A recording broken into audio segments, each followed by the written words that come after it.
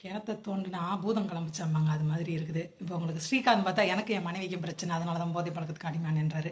ஏற்கனவே அவர் வீட்டுக்கு தெரியாமல் அந்த பொண்ணை கல்யாணம் பண்ணார், அப்புறம் கை விட்டுட்டாரு. அந்த பொண்ணு வீட்டு வாசலில் தர்ணா பண்ணி அப்புறம் தான் சேர்த்துக்கிட்டாங்க வீட்டில். அப்படி தான் ஸ்ரீகாந்தோட லைஃபு. இங்கே வந்து கிருஷ்ணா, இயக்குனர் மற்றும் தயாரிப்பாளர் விஷ்ணுவர்தனுடைய சகோதரர் தான் கிருஷ்ணா.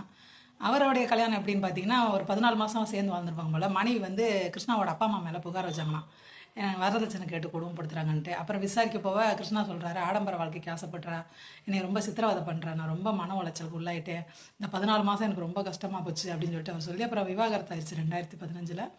10 வருஷமாக அவர் கல்யாணமே பண்ணிக்கல, தனியாக தான் இருந்திருக்காரு. இந்த 2 வாரத்துக்கு முன்னாடி தான் கல்யாணம் பண்ணியிருக்காரு. ஒருத்தவங்க மருத்துவர், பல் மருத்துவர்ன்றாங்க, அவங்கள அவர் கல்யாணம் பண்ணிவிட்டு போஸ்ட் போட்டிருக்காராம், எனக்கு கல்யாணம் ஆயிடுச்சு அப்படின்ட்டு. 2 வாரத்துக்குள்ளே இப்படி ஒரு பஞ்சாயத்து போயிட்டுருக்கு. சட்டத்துக்கு புறம்பாக ஒரு செயல் செஞ்சால் அதுக்குரிய தண்டனையோ இல்லை விசாரணையோ எல்லாமே நடக்க தானே செய்யும்.